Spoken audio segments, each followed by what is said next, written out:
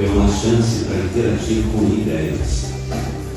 Por favor, não travem na palestra. E, acima de tudo, entregue-se ao momento. Vamos lá.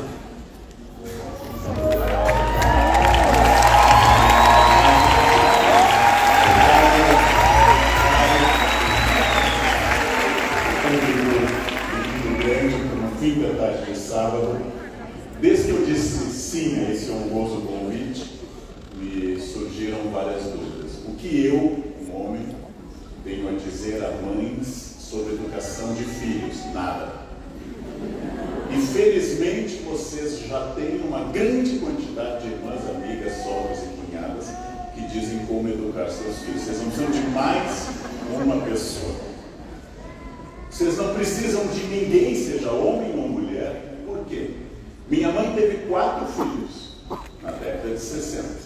Educar um filho na década de 60 é completamente diferente de educar hoje. Não havia estatuto da criança e adolescente.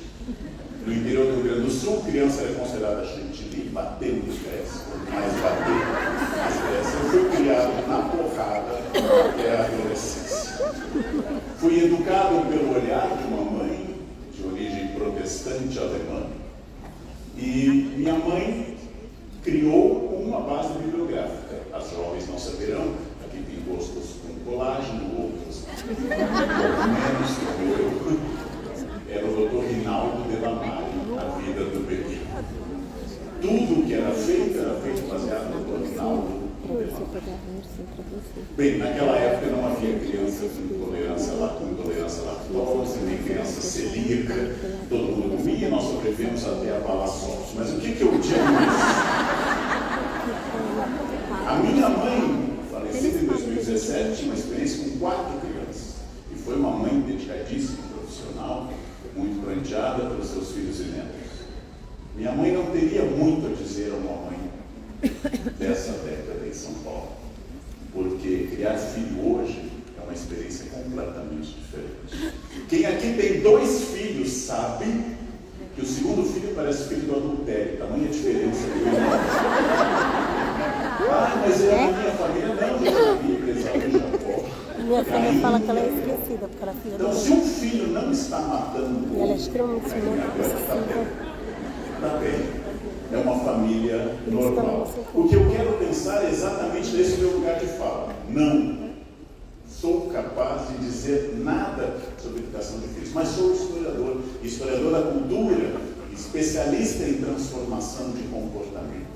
Então eu posso, como se eu fosse um médico, ginecologista homem, estudar um objeto que eu não tenho.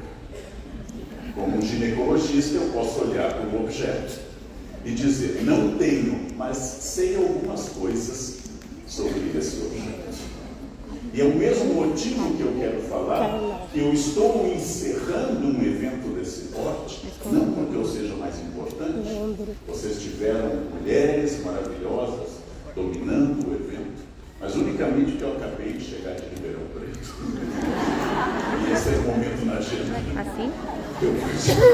Fosse outra agenda, eu estaria lá no início, no meio, na primeira parte da manhã, mas eu não estou encerrando, porque estamos encerrando com o nome, mas estamos encerrando por causa de uma questão de agenda. Ninguém pode me dizer o que fazer com um filho, mas eu não sei tudo, eu não sou Deus. Então eu devo ouvir todas as pessoas. Até porque, especialmente as mães jovens, têm insegurança sobre alimentação, vacinas, etc. E se antes havia um Dr. Rinaldo de la Mare, hoje o Dr. Google aumenta as angústias. Demais. Dr. Google. Eu tenho um colega que fez pediatria pelo amor. As crianças, hoje ele faz alpinismo na Ásia, ele guia de escalar montanhas. Porque ele descobriu, o Dr. Manuel, como eu, que descobriu que escalar o Everest era mais fácil do que atender mães jovens ansiosas no seu consultório. E o lugar de fala é interessante. Eu quero começar contando uma história mitológica. Uma mulher chamada Níobe teve 14 filhos. Vocês devem lembrar que no mundo antigo, só para dar pistas de historiador, a menstruação é um fato contemporâneo. Ela não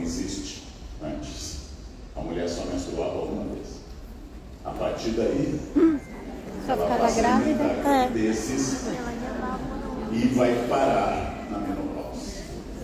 Então, por que não há uma luta por absorver esse genes no século XIX? Porque não precisa. Ela só tem a chamada menarca, a primeira menstruação, e a partir daí ela tem gravidezes. Bach teve 20 filhos, 13 com uma esposa e 7 com outra. Então, esses fatos são para dizer que mesmo um fato biológico, a menstruação, é um fato historicamente distinto. Mas o fato da menstruação só atingir mulheres explica que os medicamentos contra a menstruação tenham avançado tão pouco. Porque se os homens menstruassem, nós teríamos hoje analgésicos de última geração para isso. A Proveran é fruto do fato de que as dores femininas interessam menos aos homens do que as dores masculinas. A medicina também é um fato político. Pegue-se uma doença que só atinge país pobre, malária, e o progresso da malária é muito lento. Pegue-se uma doença que atinge país pobre e rico, como HIV, e as pesquisas em HIV disparam. A medicina ainda é um fato dominantemente masculino. A legislação é feita geralmente por homens e a legislação moral muitas vezes é feita por homens que não casam, por bispos, padres, cardeais, o que torna essa questão ainda mais complexa. Niobe teve 14 filhos, 7 rapazes e 7 moças. Niobe se orgulhava disso.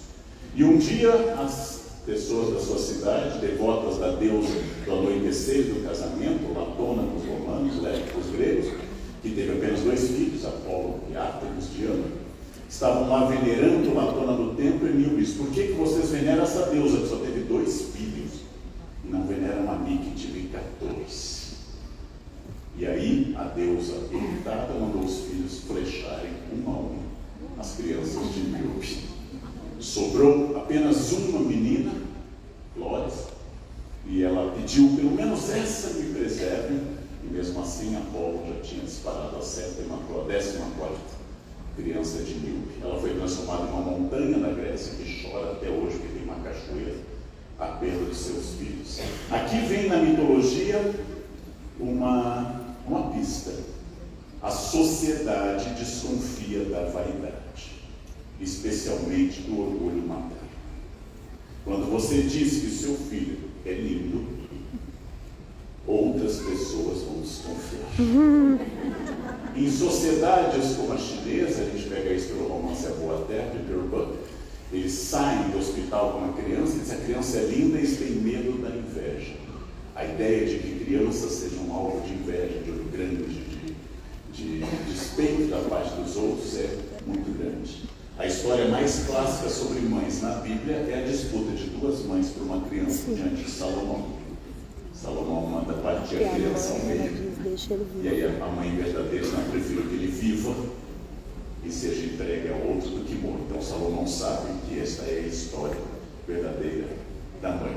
Niobe é uma ideia de vaidade, mas o grande modelo de família contado para nós é um modelo complicado, porque Jesus é, do ponto de vista da crença, filho de uma virgem, e José é o pai adotivo de Jesus.